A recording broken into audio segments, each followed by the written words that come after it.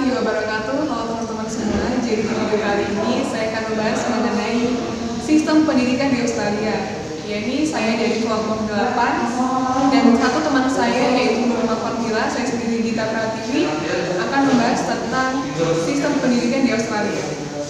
Oke, jadi sebelum kita membahas lebih jauh bagaimana sistem pendidikan di Australia itu teman-teman, kita harus tahu dulu bagaimana sejarahnya di Australia, kemudian sejarah pendidikan di Australia, seperti itu. Nah, jadi setelah Perang Dunia II berakhir ini teman-teman, datanglah imigrasi dari Eropa yang datang ke Australia. Mereka ini membawa perubahan, yaitu tentang mengembangkan budaya dan juga wawasan pengetahuan yang ada di Australia pada saat itu. Nah, kemudian menurut letak astronomisnya itu benua Australia terletak pada 10 derajat 41 lintang selatan sampai dengan 43 derajat 39 lintang selatan dan 113 bujur timur sampai dengan 193 derajat 39 bujur timur, yang mana berdasarkan letak posisi geografisnya atau letak astronomis tersebut, maka benua Australia ini terbagi menjadi 3 bagian, yaitu waktu Australia bagian barat, kemudian waktu Australia bagian tengah, dan juga waktu Australia bagian timur. Untuk pendidikan di Australia itu sendiri sebenarnya telah menjadi perhatian khusus bagi negara Australia sejak berdirinya negara ini. Dan Commonwealth pun sejak awal tahun 1970-an itu mereka sudah menyediakan dana khusus untuk tujuan-tujuan khusus pendidikan melalui Komisi Sekolah Commonwealth dan juga Komisi Pendidikan Tinggi Commonwealth.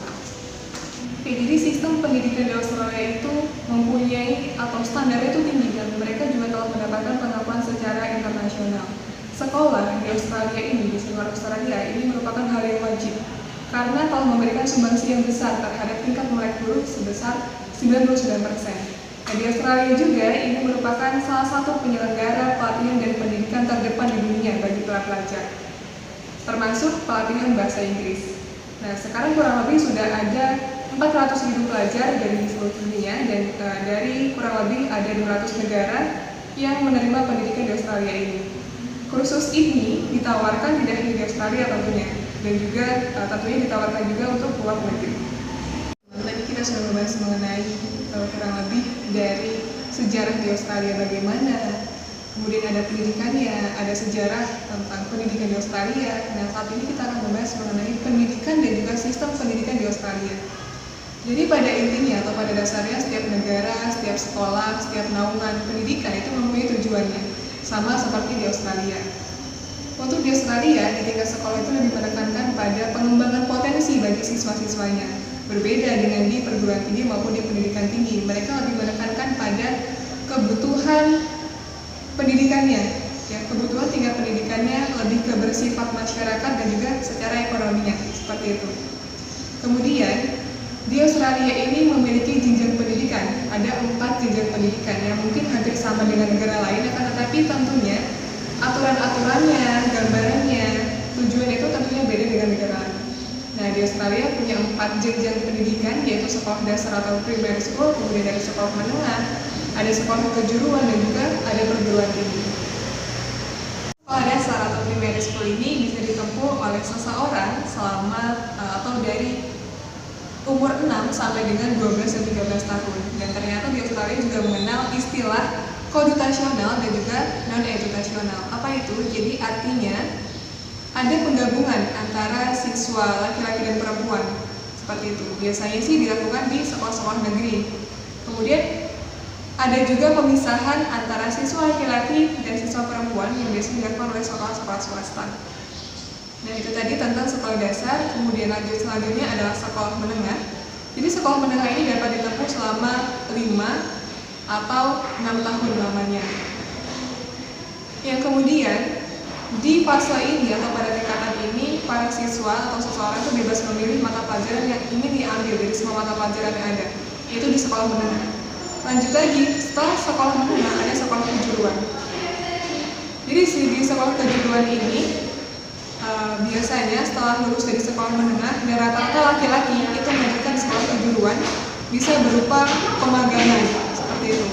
Pemagangan ini dapat mereka tempuh selama kurang lebih 4 tahun dan dalam ada paruh waktunya, ada part time-nya. Yang kemudian ketika mereka mereka sedang melaksanakan sekolah paruh waktu atau sedang melaksanakan program sekolah pemagangan ini, mereka juga bisa sambil belajar di perguruan tinggi. Jadi kita sudah bahas mengenai 3 jenjangnya yang ada di Australia, dan yang terakhir adalah jenjang perguruan tinggi yang nanti akan dijelaskan oleh rekan saya Nurman Fadila. Pendidikan di Australia yang keempat yaitu ada perguruan tinggi. Pendidikan perguruan tinggi di Australia dibagi menjadi 2 jenjang, yaitu yang pertama ada jenjang sarjana atau yang dikenal sebagai undergraduate level yang dapat diselesaikan dalam waktu 3 tahun dan memperoleh gelar bachelor, yakni Bachelor of Arts atau BA dan Bachelor of Science atau BSc, yang mana gelar tersebut diperoleh sesuai dengan bidang ilmu yang ditempuh oleh mahasiswa atau mahasiswinya. Lalu yang selanjutnya ada jenjang pendidikan pasca sarjana atau yang dikenal sebagai postgraduate level, yang mana dalam jenjang ini dapat ditempuh dalam waktu 1 tahun dan dengan mendapat gelar BA Hons atau BSc Hons sesuai dengan bidang ilmu yang diambil oleh mahasiswa atau mahasiswinya.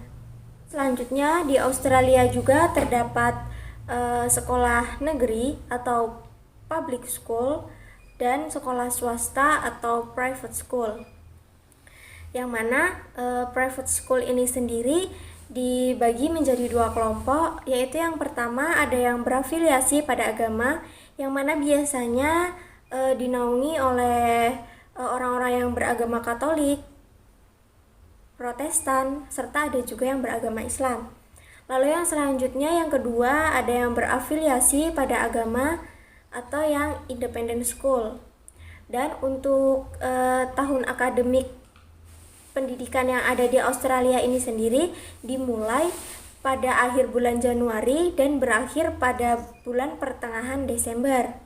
Dan pada tahun akademik dan di setiap tahun akademiknya dibagi menjadi 4 term, yang mana setiap termnya kurang lebih selama 10 minggu. Lalu pada akhir termnya para pelajar mendapat hari libur selama 2 minggu, dan pada akhir tahun atau pada akhir semester para pelajarnya ini mendapat libur kurang lebih selama 6 minggu. Lalu poin yang selanjutnya yang akan saya jelaskan yaitu mengenai kurikulum pendidikan yang ada di Australia. Jadi pengembangan kurikulum di Australia itu dipandu oleh Melbourne Declaration on Education Goals for Young Australians, yang mana mereka ini mengadopsi dari Dewan Menteri Pendidikan Negara Bagian dan Teritori pada Desember 2008, yang mana deklarasi Melbourne ini menekankan pada pentingnya pengetahuan serta pemahaman dalam keterampilan bidang pelajaran. Lalu selanjutnya adapun dibentuknya Pusat Pengembangan Kurikulum atau Curriculum Development Center, yang mana digunakan untuk mengkoordinasi dan menyiapkan kurikulum, terutama untuk akhir sekolah kejuruan. Dan untuk metode pembelajarannya sendiri, prinsipnya atau cara penyampaian materinya sesuai dengan masing-masing guru atau sesuai dengan ketentuan kebijakan yang ditetapkan oleh masing-masing sekolah. Dan seorang guru atau 1 orang guru hanya bisa mengajar 1 mata pelajaran saja. Lalu selanjutnya di negara bagian ETC, kurikulumnya ditetapkan oleh Departemen Pendidikan.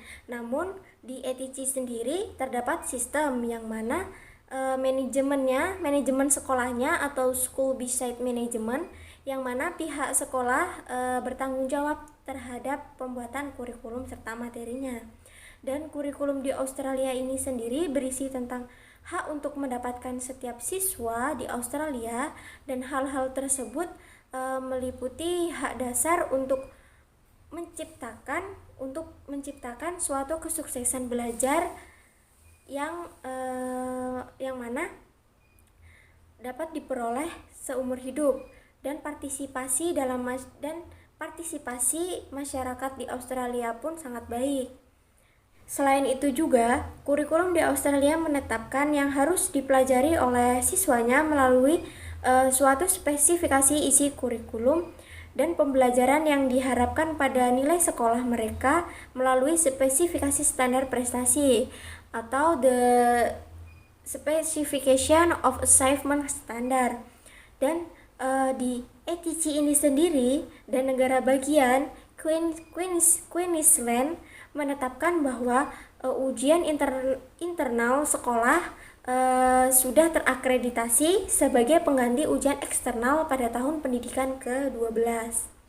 Dan poin yang terakhir yang akan saya jelaskan yaitu mengenai pengembangan pendidikan dan tenaga pendidik yang ada di Australia. Jadi guru prasekolah dan guru pendidikan dasar serta guru menengah mereka dididik di CAE, dan beberapa guru pendidik dasar juga mendapat pendidikan di universitas, dan sebagian guru-guru swasta juga mendapat pendidikan guru yang dikelola oleh badan keagamaan.